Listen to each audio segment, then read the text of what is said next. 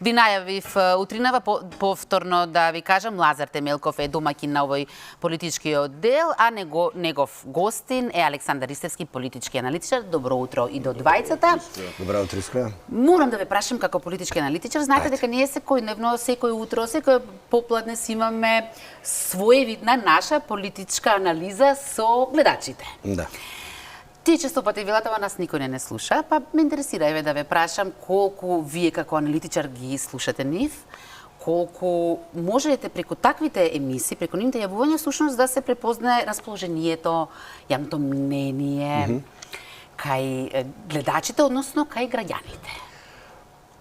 Па види, голема предност и напредок е тоа што медиумите се повеќе и повеќе почнаа да имаат тој тип на контактни емисија. Се сеќавам пред едно 15-20 години кога беше многу поограничен беше просторот, дури можам да кажам дека одредени медиумски ликови направија кариера нели на таа тема на контактна програма, каде што тогаш предходните ликови во новинарството пред 15-20 години им ги подценуваат тие концепти. Праксата покажа дека слушање на гласот на народот е исклучително битен. Зошто?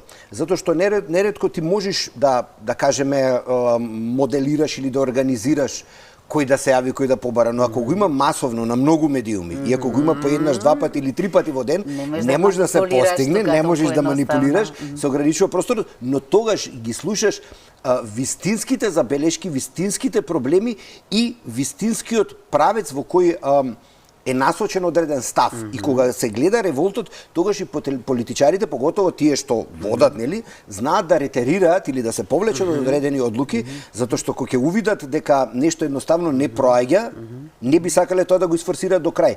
Така да, концептот на контактни програми, каде што народот го изразува своето мислење, јас гледам дека со тек на време и тоа еволуира, па стана пократко, нели се даваат 60 секунди, 90 секунди, затоа што порано имаше тенденција луѓе да држат говори кои реално ги замараа останатите монолози и едно те исти се повторува.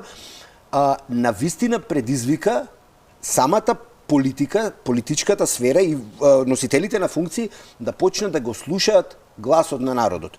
Така да и јас во голема мерка колку стигам на сите канали каде што има можност, и добро е што дел од нив се и раздвоени, не се поклопуваат со ист термин, го кажуваат, ги поттикнувам граѓаните да зборуваат за реални теми, значи не само за лични интереси или потреби, нормално, што им се случило, иако тоа е битно неретко, затоа што покажува во кои општествени ставки системот не функционира.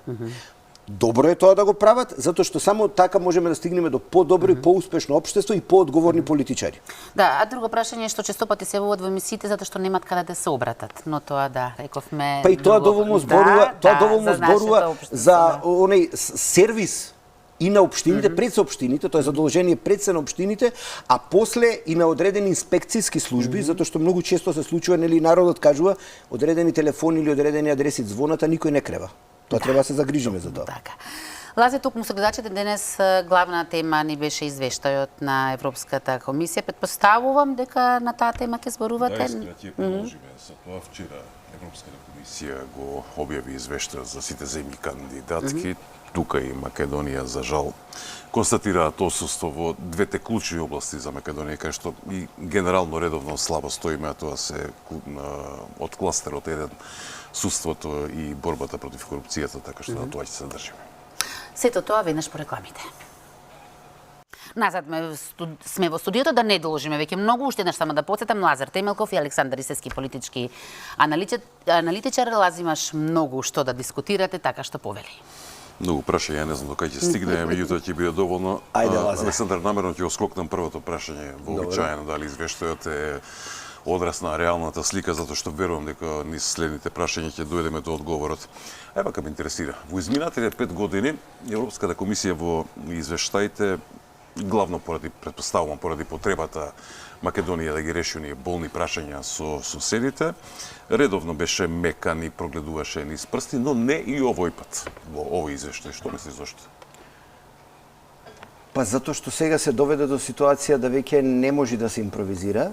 Се дојде до ситуација каде што помалку или повеќе се за она што бевме притискани да го направиме во огромен дел, може би 90%, го исполнивме, иако беше болно и беше на штета на некакви си државни македонски национални интереси.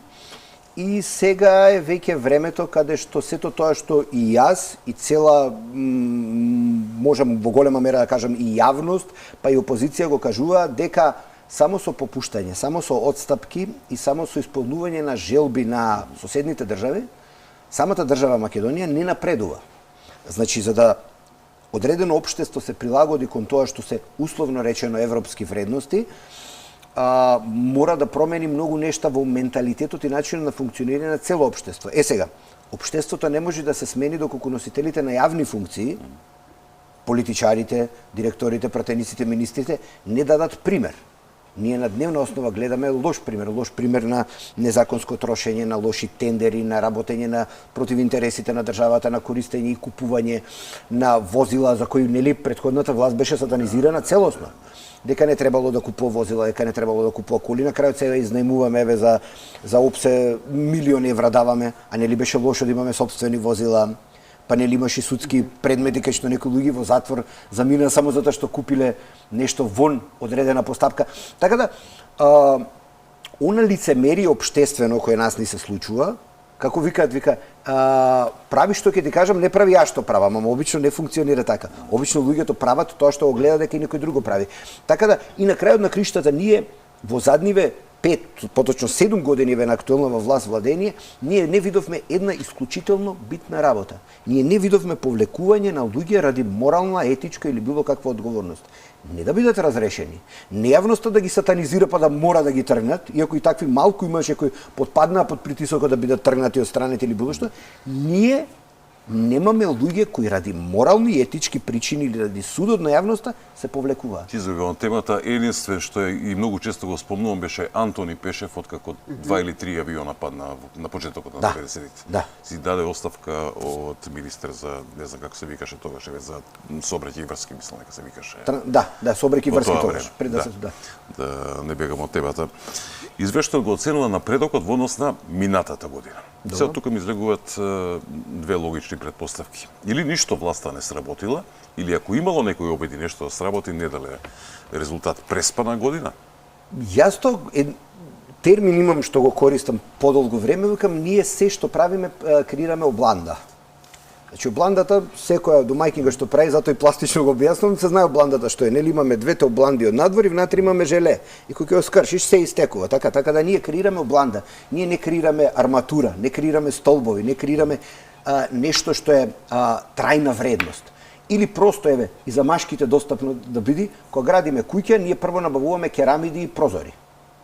Уште не сме ископале дупка, уште не сме кренале нели статиката, арматурата, уште плоча не сме стајле, но важно тука во дворот керамидите се купени, прозорците се купени, а не знаеме дали ќе се вклопат. Ние тоа го правиме, ние правиме фиктивни состојби, лажни, измислени, мачкаме очи, правиме добра пропаганда по социјалните медиуми, по телевизиите, пласираме одреден маркетинг, но во основа нема ништо суштинско, нема ништо издржано. И тоа западните представници и амбасадите и представниците на меѓународната заедница, колку и да ни се смешкаат и колку кога се дружат со нашите нели представници на јавни функции, се благоглаголат со нив, нели убаво се изразуваат, се дружат, викат леле прекрасно, ама во позадина гледаат како сето тоа е изведено. Така да она лицемерие кон нас, за да прифатиме промена на име, за да прифатиме промена на устав, за да прифатиме се на кроток начин, веќе заврши, играта заврши, сега се параат практични резултати. Изведба на инфраструктура, развој на систем, развој на демократија, функционирање на судство, ние имаме срозано образование, ние имаме, мој роднина дојде од Австралија, пред неколку години се чудеше како тоа, вика, во еден клас, во некоја средна јака гимназија, имало 25 одлични. Вика, тоа во Австралија не може да се случи. Статистиката за луѓе кои се со одличен успех е, да кажеме, 10%, или 15%, или 20%. Тоа значи да го една паралелка може 6 одлични да има. И затоа ние се содруваме со суровата реалност, да кога излеземе од Македонија, дури тогаш се гледа кој реално вредел. И кај нас и послаби, да кажеме, условно во одредена конкуренција, успеваат на запад. Ние примаме, да кажеме, асистенти и професори на факултет, луѓе кои некој мисли дека треба да бидат, ама на запад знаете кои успеваат, тие што негде се игнорирани. И тие стануваат успешни на запад. А овие нашиве подалеку од Валјево, Краљево и од Пловдив и од Русе, не може да успее, затоа што не знаат јазици, немаат капацитет и во животот успехот го добиле врз база на тоа што тато Чичо, политичкиот субјект или некој близок му го дал. Додекаде со метафората о план да ми одговори на прашањето, меѓутоа ќе те прашам уште еднаш. Секоја година во извештајот на Европската комисија главни точки се борба против корупција, правосудство, генерално правосудство, мислам и на судство и на обвинителство. Да. Зошто сладкоречивоста на власта, зошто силните ветувања со кои впрочем и станаа власт не се ефектуираат на овие две полиња? Затоа што не сакаат. Не сакаат да се реши, затоа што тогаш тие ќе одговараат. Затоа што стартно тие дојдоа како агенда, структурата на актуелната власт која дојде како гладна структура, изнеможтено од 11 години опозиција, а нивниот тогашен председател, сега или почесен председател, дојде како човек кој со години инвестирал сопствени средства за да успее таа структура, затоа што они беа задолжени и објектот кој им беше задолжен во банка и беа својоречено банкротирани, затоа што тогаш и предходниот негов предходник кој беше од позиција на председател, па нели ги имаше славните оние документи платени со државни пари од категорија на председател, пристап во Словенија кој плаќаше, веќе си строшија парите, се немаше финансиер и требаше да се наплати тоа што е изгубено во време на опозиција. Просто и едноставно. Така да, првите неколку години се гледаше повеќе од очигледно дека тенденцијата беше да се наплати тоа што е изгубено.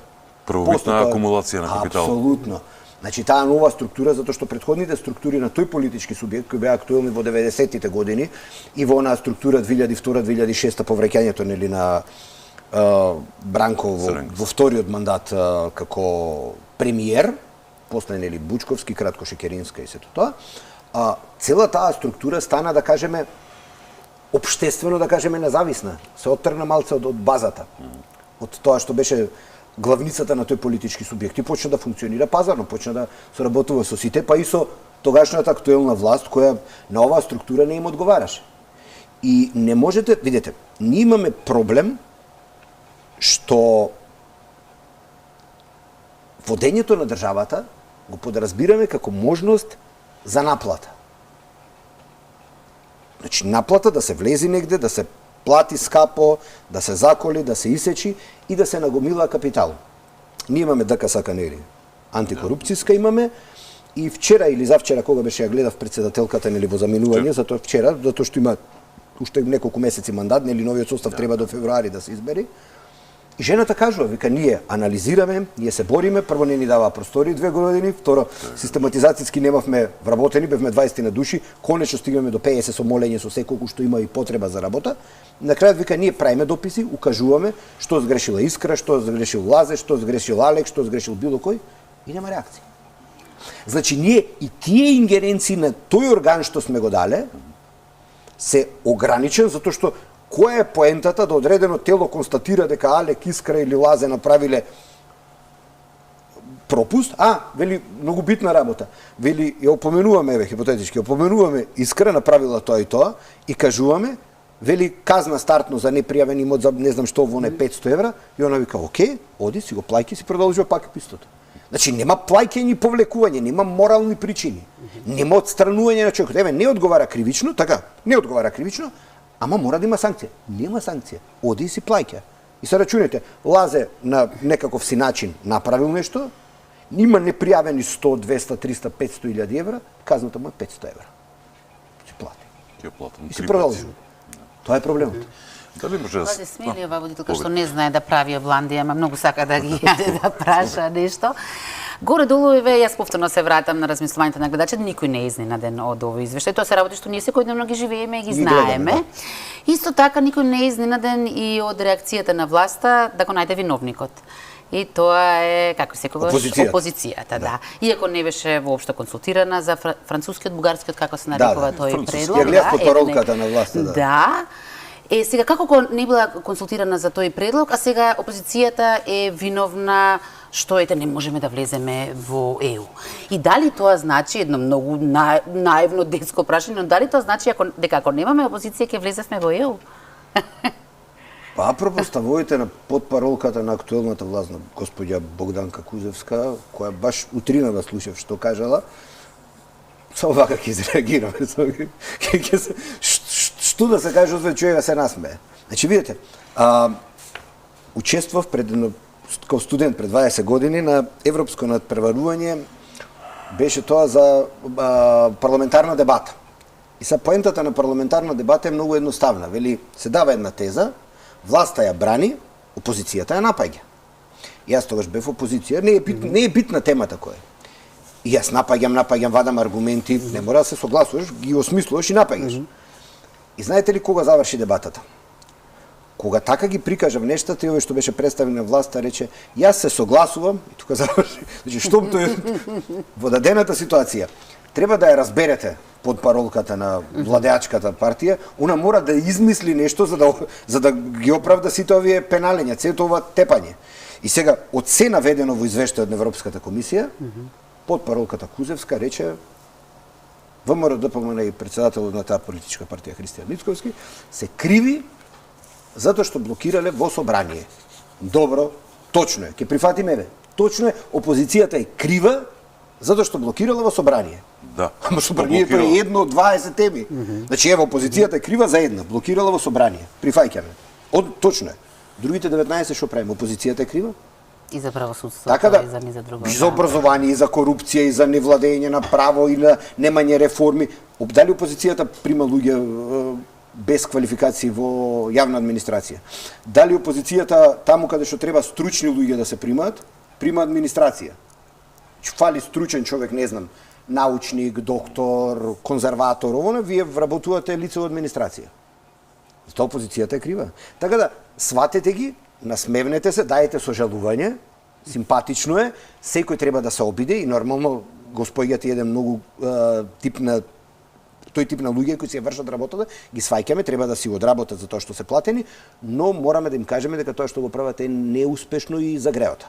Ќе се надоврзам на прашањето што го загатна Искра за не за одговорноста и за да не прекине она добра македонска традиција, поточно традицијата на власта, таа гласи обвинија опозицијата, тоа што Искра го спомна.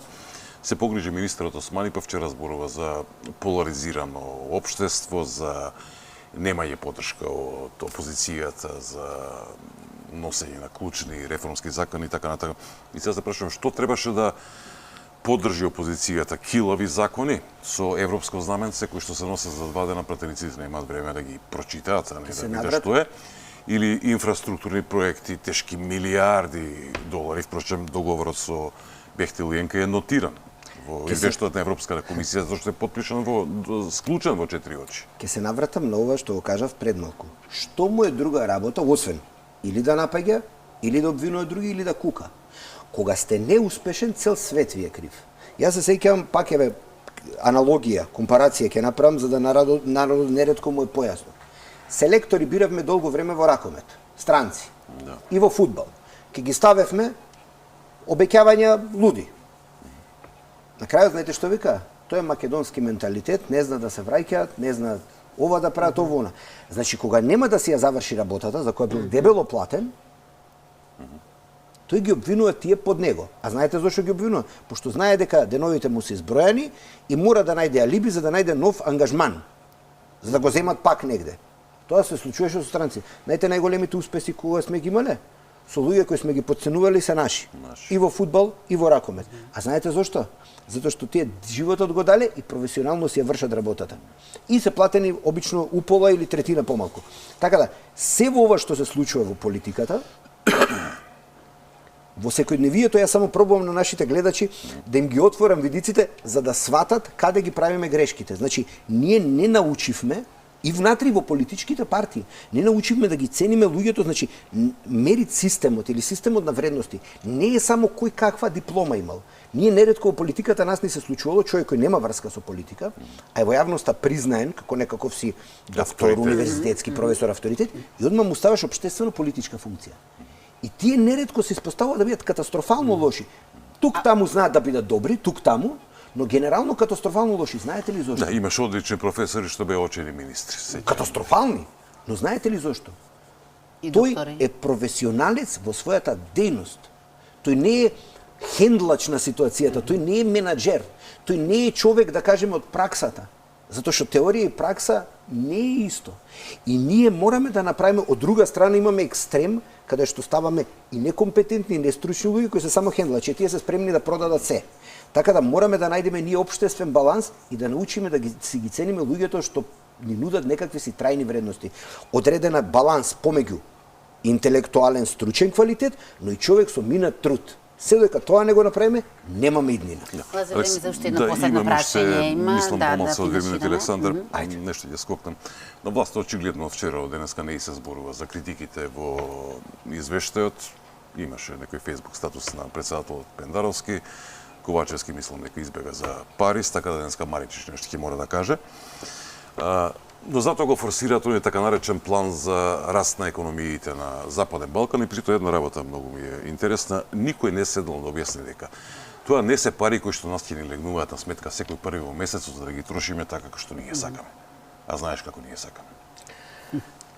Јас само ќе ви кажам една работа.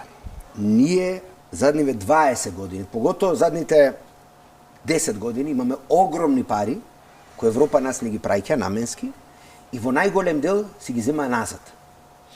Додека земјите од околината искористуваат 70, 80, 90%, 100% од ресурсите, ние до пред 2-3 години имавме ситуација кај што имавме искористено 7%, 9%, 13%. Пак ќе кажам просто за да народот свати. Западот ни дава 100 милиона за развој на земјоделие, ние трошиме 7 до 10. 2 години седат, си ги враќаат назад. Нас ни даваат пари за ние тоа што ни го дава сега Европа, не го користиме. Затоа што не знаем. А не го користиме затоа што одредени луѓе не знаат да состават европски проекти да го пополнат. А фирми во кои се плаќа тоа, народот е скептичен или јас еве од лично искуство ви кажам затоа што сум инволвиран во тоа. Постојат фирми кај нас во компанија, одиш на човек, на Лазен Искрен, му кажеш, дали Искрен сакаш ти 100.000 евра бакшиш да изградиш хотел. Што треба да направам? Да дадеш 2.000 за да ти... Од каде знам дека ќе добијам? Како да ви кажам се? Некој ти вика дека 100.000 неповратни можеш да земеш, а ти некиш под наводници да ризикуваш свој 2.000 за да земеш 100.000 неповратни. Па вие во банките кога одите, јас стамбен кредит имам, од лична основа знам, што покрај парите не ви наплаќаат, ви наплаќаат, така? Плюс 200, плюс 300, плюс 500, значи секој ви наплаќа. Плюс е кредит, а кредитот ќе платиш дупло после 20 години. Овој бакшиш ти дава неповратно и дури представниците на фирмите или малите сопственици или другите скептични. Затоа не одиме, ние имаме изгубено довербата, го имаме изгубено системот на владение и не сме уште научиле што е Европа. Мислам дека обичниот народ и тие мали и средни бизнисмени малку треба да прошетаат за да видат како светот функционира. Вака балкански или со турски или османлиски менталитет што сме го оставиле на трговија, на алаш вери што вона, напредок нема. Западот инаку функционира. Да, на страна. Само се надоврзам, не само што не знаеме да ги користиме парите кои што ни доаѓаат од надвор, ние и сопствениот буџет не знаеме да го искористиме. Се сеќаваш дека секоја година предвидуваш капитални инвестиции 700 милиони, ти трошиш 300-400. Едве ќе потрошиш 300 и сето тоа на крај на годината преку ребаланс се префрлува во сектори. Стоки и услуги.